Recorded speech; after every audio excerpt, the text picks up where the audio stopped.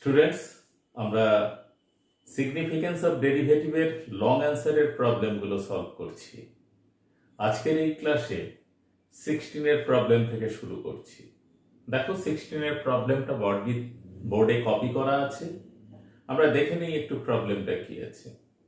বলা আছে, water is pumped out at a constant rate of 88 metre cube per minute from a conical container.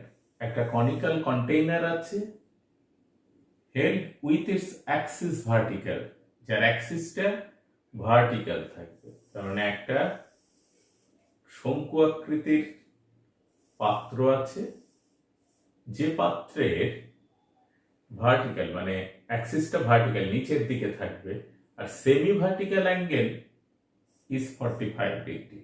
দেখো, এই কোণটা এমনভাবে অ্যাডজাস্ট করতে হবে যাতে সেমি ভার্টিক্যাল অ্যাঙ্গেলটা 45 ডিগ্রি হয়।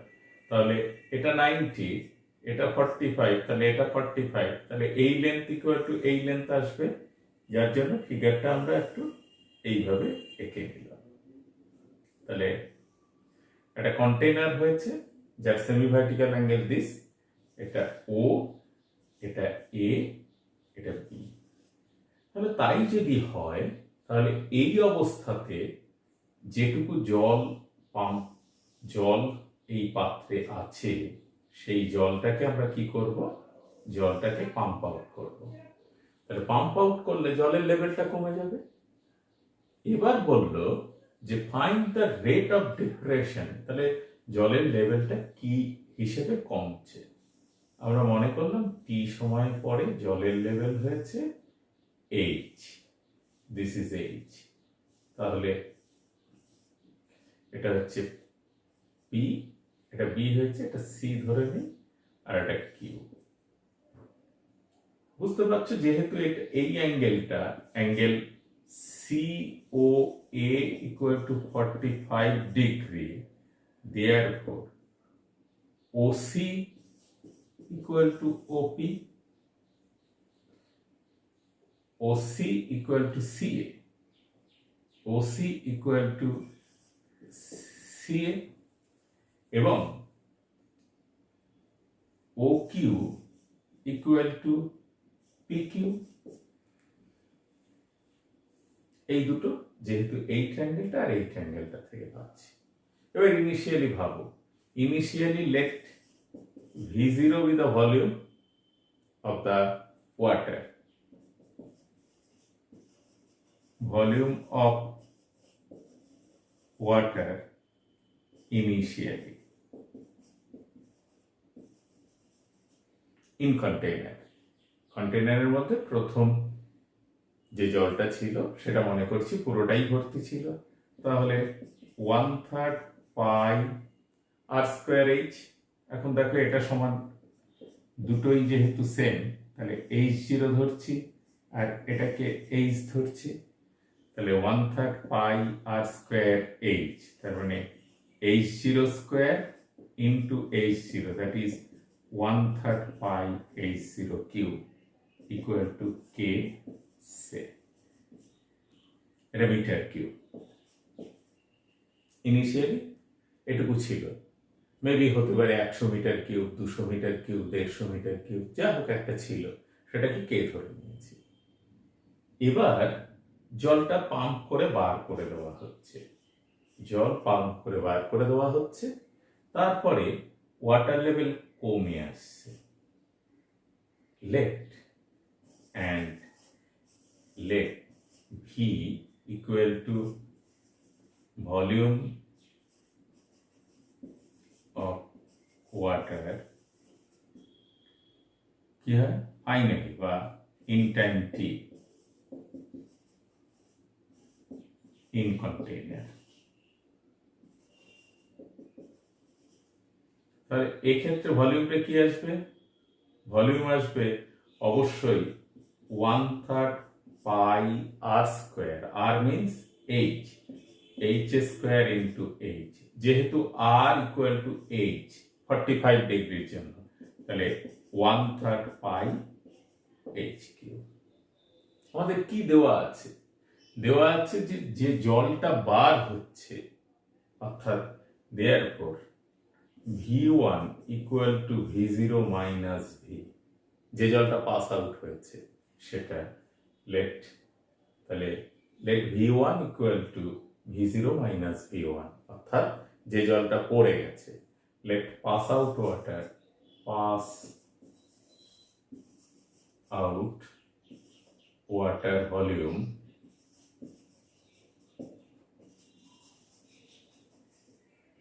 B V1। তাহলে এখান থেকে কি পাচ্ছ, V1 dV1 dt দেওয়া আছে কত, 88 মিটার কিউব। তাহলে এখানে বসাও K minus 1/3 pi H cube, therefore dV1 dt equal to K constant, সেটা মেবি 100 মেবি 200 যাই হোক একটা কনস্ট্যান্ট, তাহলে minus 1/3 3 pi R H square dh dt, 3 eliminate করো, তাহলে এখান থেকে তোমরা পাচ্ছ এইচ কোন অবস্থাতে, এইচ যখন 2 মিটার বসিয়ে দাও, তাহলে DH DT equals to minus 88 divided by 22 into 4 into 7, এটাকে বাই করলাম, পাই এর ভ্যালু 22/7 হলো, এইচ স্কোয়ার ইকুয়াল টু 4, কারণ when h equal to 2 metre is given, দেখো তাহলে এটা কত হলো 7 মিটার মাইনাস 7 মিটার পার, কত আছে ডিভিডিটিটা কি রেটে দেওয়া ছিল 88 মিটার পার মিনিট, তাহলে কি রেটে হাইটটা ডিক্রিজ করবে, therefore height decreases at the rate 7 metre per minute. তাহলে যে তথ্যগুলো দেওয়া ছিল সেগুলোকে ইউজ করে আমরা কিন্তু এই ধরনের প্রবলেম সলভ করে ফেলতে পারলাম।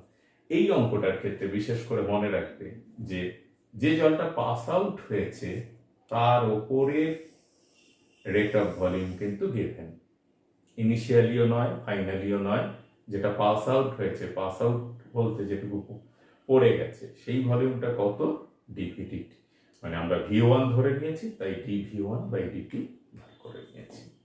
আমরা 16 এর প্রবলেম সলভ করে ফেললাম, এরপর একটু 17 এর প্রবলেমটা একটু কপি করে নেব।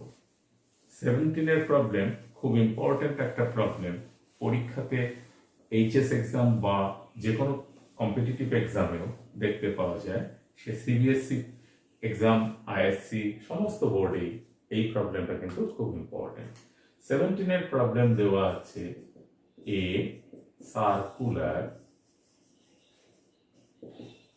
ink blot grows at a rate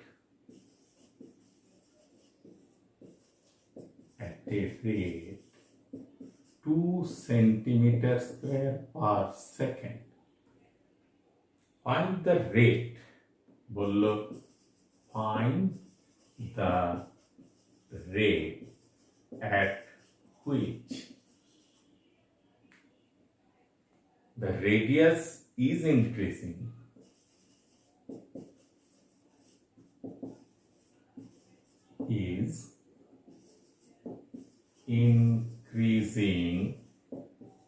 after 6/11 second. This is very important, sir. এবং প্রবলেমটা খুব সহজ প্রবলেম। কেন সহজ প্রবলেম? দেখো কি দেওয়া আছে, ধরো আমাদের খাতার উপরে একটা কালির ফোঁটা পড়েছে, তাহলে তার ইনিশিয়াল, সে সার্কুলার যেহেতু বলা আছে, কালির ফোঁটা বিভিন্ন শেপ হতে পারে, কিন্তু আমাদের প্রবলেমে বলা আছে this is a circular shape, একটা সার্কুলার শেপে একটা কালির ফোঁটা পড়েছে, সেই কালির ফোঁটাটা এবার কি করছে, কালির ফোঁটাটা ক্রমশ বাড়ছে, ইনক্রিজ করছে, এবং সেটা সার্কুলার শেপেই ইনক্রিজ করছে, বাড়তে বাড়তে কোনো একটা সময় কি রেটে বাড়ছে দেওয়া আছে, যে কোনো একটা সময় ইনিশিয়ালি ধরো এটা R0, ফাইনালি এটা, বা ইনিশিয়ালি R ধরলাম, ফাইনালি ক্যাপিটাল R ধরলাম, তাহলে বাড়তে বাড়তে তাহলে তার এরিয়া কত, late radius equal to r centimeter. Therefore, area equal to pi r square. This is 1. এই অবশ্যই সেন্টিমিটার স্কোয়ার হবে, তোমরা জানো। এবার দেখো এ বাড়তে বাড়তে প্রত্যেক সেকেন্ডে কত রেটে বাড়ছে, 2 সেন্টিমিটার পার সেকেন্ডে বাড়তে বাড়তে এই পজিশনে এসছে। ফাইনালি তার রেডিয়াসটা আর। তাহলে if after 2 whole number 6/11 second radius be capital R centimeter, then pi capital R square equal to 2 centimetre হিসেবে প্রত্যেক মুহূর্তে বাড়ছে। বাড়তে বাড়তে কত, 2 whole number 6/11 সেকেন্ডে কত হবে, 2 whole number 6/11, that is 2 into 28/11। তাহলে এখান থেকে পাচ্ছ 22/7 r square equal to 2 into 28/11। তাহলে ক্যালকুলেশন করো, r square equal to 2 into 28 into 7 by 11 into 22। এটাকে ক্যালকুলেশন করো, তাহলে এক্ষেত্রে পাচ্ছ 7 into 7 into 4 by 11 into 11। Therefore, r equal to 7 into 2/11। এবার বললো যখন r 7/11 এর পরেও কালির ফোঁটাটা বাড়বে, সেই মুহূর্তে দাঁড়িয়ে আমাদের রেট অফ চেঞ্জটা বার করতে হবে। তাহলে ফ্রম 1 উই হ্যাভ, আমরা ডিফারেন্সিয়েট করব, যেহেতু কি আসবে 2 pi r dr dt equals to dA dt। এবার দেখো dA dt ইনিশিয়ালি কত দেওয়া আছে, 2 into 22/7 into r। আর এর ভ্যালু কত, কোন মুহূর্তে, যে মুহূর্তে 22 হোল নাম্বার 6/11 সেকেন্ড পাস হয়ে গেছে, ওই মুহূর্তে রেডিয়াসটা কত বেরিয়েছে, রেডিয়াস বেরিয়েছে 7 into 2/11 into dr dt equal to 2। রেটটা সব জায়গায় সেম, এরিয়া ইনক্রিজের রেট সর্বমুহূর্তেই সেম। এবার দেখো এখান থেকে 2 2 এলিমিনেট হলো, 7 7 এলিমিনেট হলো, দিস ইজ 2।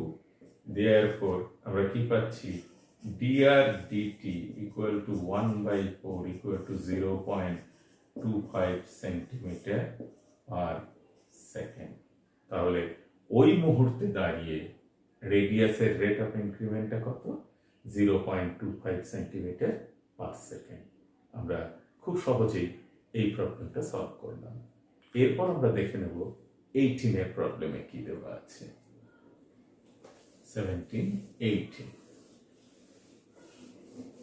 18 এর প্রবলেমে কি দেওয়া আছে একটু কপি করে নেব।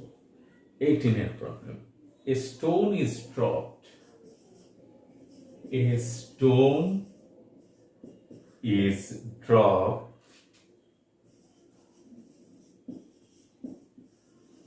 একটা স্টোনকে ফেলা হচ্ছে into a quiet lake,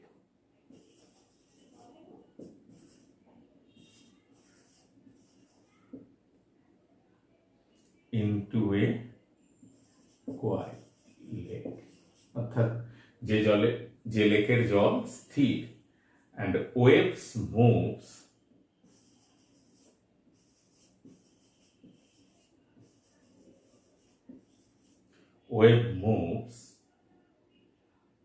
in circles at a speed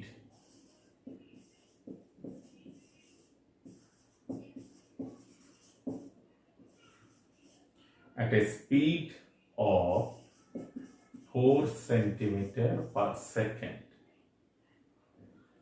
at the instant when the radius of the circular wave at the instant when the radius of a circular wave is 10 centimeter, how fast is the enclosed area? How fast is the enclosed area increasing?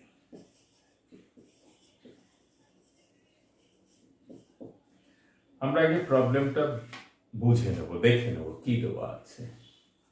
Solution,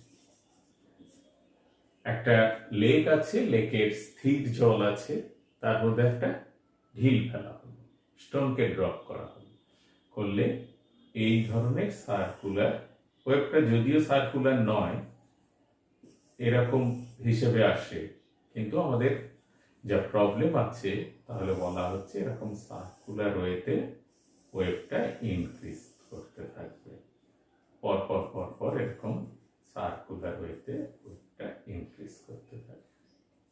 যদি কোনো এক মুহূর্তে increase at a speed 4 centimeter, the wave moves in a circle at a speed 4 centimeter, তাহলে এই স্পিডটা দেওয়া আছে, অর্থাৎ এটা যদি r হয় তাহলে let radius of wave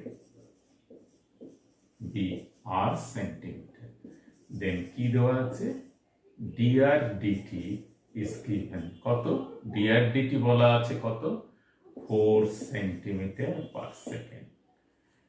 At the instant when the radius of a circular wave is 10 centimeter, যখন 10 সেন্টিমিটার হবে তখন how fast enclosed area increase, মানে এই গোটা এরিয়াটা কিভাবে ইনক্রিজ করবে সেটা বার করতে হবে। যে খুব সহজ প্রবলেম, আমরা জানি if a equal to, if a be the area, then a equal to কত pi r square, therefore আমাকে কি বার করতে হবে dA dt, therefore dA dt equals to 2 pi r dr dt।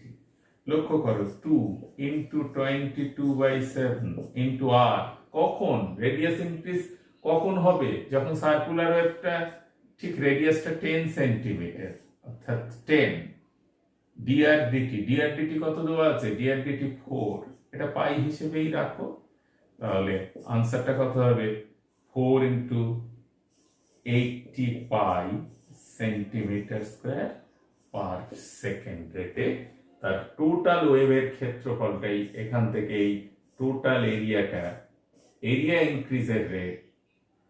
ইনক্রিজের rate কত 80 পাই সেন্টিমিটার স্কয়ার পার সেকেন্ড। তাহলে কি তথ্য দেওয়া আছে, কি বার করতে হবে, এই ব্যাপারটা যদি মাথায় রাখো তাহলে কিন্তু তোমরা খুব সহজেই প্রবলেমগুলো সলভ করতে পারবে।